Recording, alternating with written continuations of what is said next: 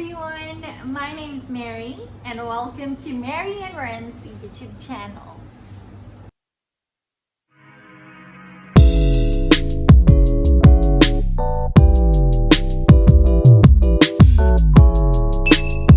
So kung mapapansin nyo, wala si Ren. Nasa work siya today.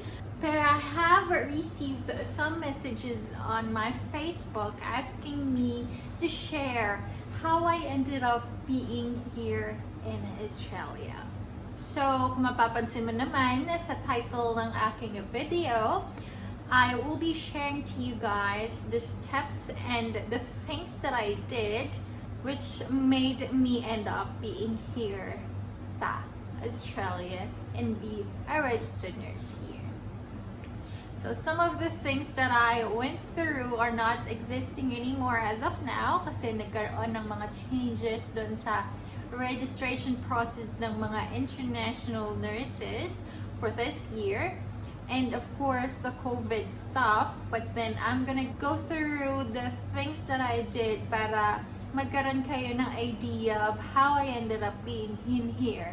And as well as yung mga ginawa ko para maging registered nurse ako dito sa Australia. So just a little bit of a background. I finished my BSN in the Philippines year 2014. I was 19 years old that time. So I had my registered nurse license in the Philippines of the same year, June 2014. And 2 months after that, nag-start na akong magtrabaho sa isang hospital. And so before I came here to Australia, nagkaroon ako ng more than 3 years of hospital experience, and that is very, very important.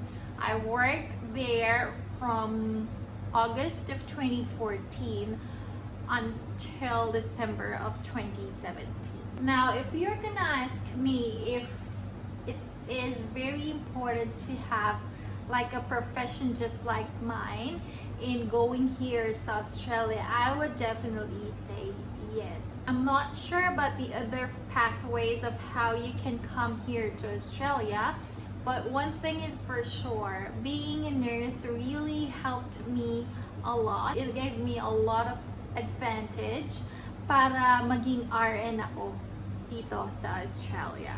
So when I had my first year of hospital experience, medyo na-bored na ako. I learned that UK is actually accepting international nurses with 1 year nursing experience. Gusto ko na lang palang pumunta sa United Kingdom. I'm not pretty sure about the entire process of going to UK, but I will try to tell you the story kung hanggang saan ako umabot. The very first thing that you have to have is yung English test. So, nag-prepare ako for the English test. I enrolled myself in a review class for the IELTS. And then, yeah, there you go. Nag-take ako ng exam. But, unfortunately, hindi ako umabot doon sa grade requirement. Before, you have to have like score of 7 sa each band para ma-consider ka. But, unluckily, yung writing ko, 6.5. So, right at that moment, I felt very disappointed kasi syempre, I thought I made myself very prepared for that, pero hindi umabot yung grade ko. So, I gave up. Sabi ko, probably going to UK is not for me.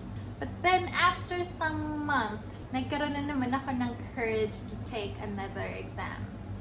And so, I started saving money again para doon sa test kasi hindi siya mura. You really have to like spend some money for the English test. And then, I reviewed again. Pero this time, hindi na ako nag-enroll sa review class kasi medyo expensive na for me. So, I did a self-review and then took the exam. It takes some days before ma-release yung result. And then 2 days bago ma-release yung result ng second IELTS test ko, nagkaroon ako ng interview. Basically, yung mga employers coming from UK came into Manila and then they are tied up into an agency. Nagkaroon ako ng job interview there. I secured a spot there in their company, in their hospital. Pero, of course, they can't proceed with the rest of the steps unless I have my English test result. And so that time, I am very, very excited. Excited talaga ako kasi, you know, imagine you've got the employer already and you were just waiting for one thing, which is English exam. 2 days later, na-receive ko na yung exam result ko, and guess what? Hindi na naman umabot yung isang band doon sa English test. For the second time around, I told myself I give up kasi hindi siguro talaga para sa akin to. So, nag-continue ako doon sa trabaho ko as I am employed as a nurse. Back then, tinuloy-tuloy ko lang yung trabaho ko para hindi masasayang yung hospital experience na kakailanganin ko. And then I asked my sister back then, na nurse din, what if I go into some other country na nagko-consider din ng mga English test? And so I ended up being in an agency, a consulting agency, I think it is, na nag-help mag-process ng mga papers para sa mga students. So nakita niya yung result ng IELTS ko and she said that is high enough to be considered in the universities in Australia. But in saying that, you have to have and be prepared to have a lot of money para makapag-proceed. Tuition fee is very expensive. Bukod pa yung ibang expenses na kakailanganin mo, like the visa, the accommodation, the transportations when you are already in Australia from your house to school, yung plane tickets pa and everything else. So you really have to be financially prepared if you are planning to take that path. So, for the third time around, sabi ko, hindi na ako tutuloy kasi hindi ko kakayanin yung financial needs para doon sa pag-i-school doon sa Australia. That's what I said before. And then, my sister has a friend who is already working and living here in Australia, and she suggested for me to inquire into an agency para mag-take ako ng iron program or yung bridging program. So, what is the bridging program? Basically, it is a 3-month study na valid or applicable para sa mga international registered nurse. It's good for 3 months. The first 6 weeks is like a lecture type. Dito ko nalaman na hindi nag-i-skin test dito sa Australia kapag nagbibigay ng antibiotics. And then the remaining 6 weeks is like they call it clinical placement or sa atin, yung duties. Para ma-experience mo mismo kung ano yung mga ginagawa or mga routine dito sa mga hospitals dito sa Australia. So, I went into that agency and syempre, hindi pa din ako makakapag-proceed sa IM program because they also need a score of 7 for the IELTS. But basically, if your score is not less than 6.5 or you have a score that's not less than 6.5, bibigyan ka nila ng chance to take another English exam, which I can say is quite easier than IELTS. They call it Occupational English Test. So, bibigay nila yon ng libre, register ka nila dun sa exam na yon for free. I-assist ka nila doon sa pag-process nung entire application. Okay, so ito na nga. Nag-exam na ako ng OET and thank God I got the scores that I needed. So, I had my orientation and they informed me about everything na ganito yung bridging program na meron akong option if I would want to go to Australia or if I would want to go to New Zealand. I chose to be in Australia. And then, binigyan nila ako ng list, mga documents na kakailanganin ko.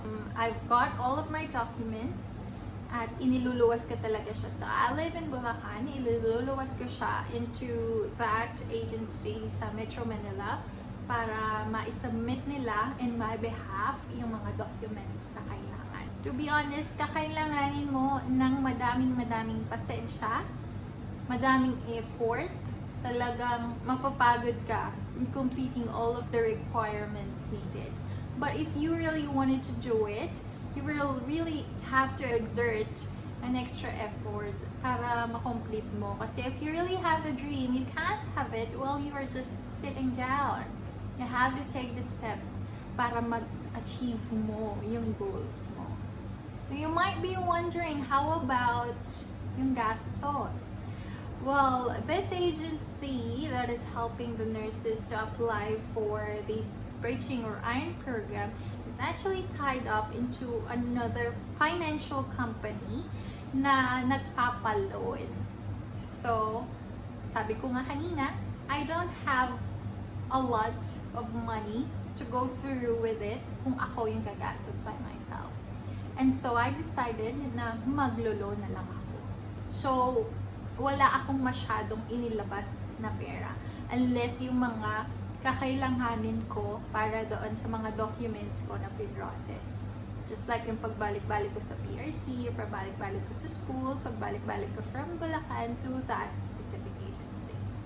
And then, on the year 2017, naka-receive na ako ng mga feedback from APRA, which is like the PRC here in Australia. So, nag-reply na sila, they will be accepting me for the bridging program.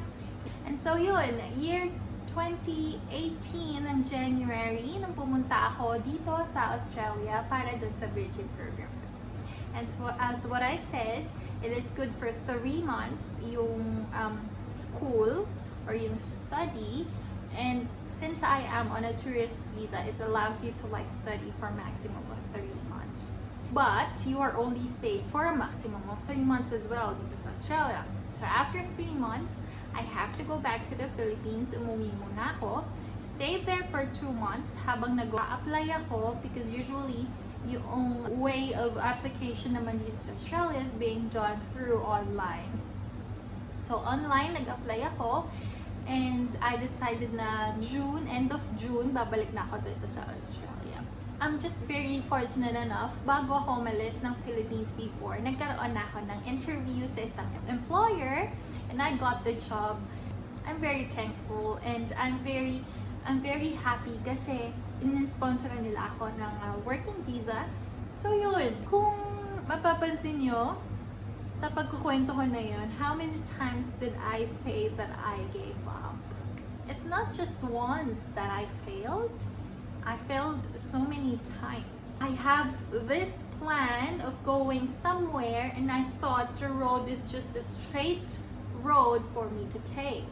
Pero ang hindi natin alam, if you really wanted to do something or achieve something, you're gonna go through a rough road, curvy road, with a lot of obstacles bago mo ma-attain yung goal mo sa buhay. And that is when you learn to appreciate all of your efforts. And so, dito mo maiisip na, buti na lang, ganito yung ginawa ko, buti na lang, ganito yung ginawa ko, buti na lang, tinry ko to, buti na lang nag-fail ako doon. Kasi in the end, I am here where I am right now. So, just a piece of advice for those aspiring nurses or kahit hindi nurses, like if you have like a dream or you wanted to achieve something in life, remember, hindi madali. It's not going to be easy. For as long as you have the desire and you really wanted to achieve something in your life, you will just be finding yourself looking for other ways para ma-achieve yung goals mo. And remember, problems, obstacles, and failures should not stop you from dreaming. This should be the factors that will give you the desires para i-continue kung ano yung gusto mong gawin. So there you go. Sana meron kayong natutunan kahit konti. If you would want me to share something else, just like yung pag-secure ko ng work dito, or kung paano ko napapunta si Ryzen dito, or yung family ko, or yung parents ko dito, comment down below and we will try to do a vlog for that as well. So there you go. Thank you very much for watching. Bye guys! Don't forget to comment, like, subscribe with the notification bell para lagi kayong updated kapag meron tayong bagong videos. Thanks everyone, and remember, hindi lahat ng gusto mo ay mangyayari the way you wanted it to be. Sometimes, God plans it to give it to you in a different way or in a hard way para mas ma-appreciate mo siya kapag nakuha mo na.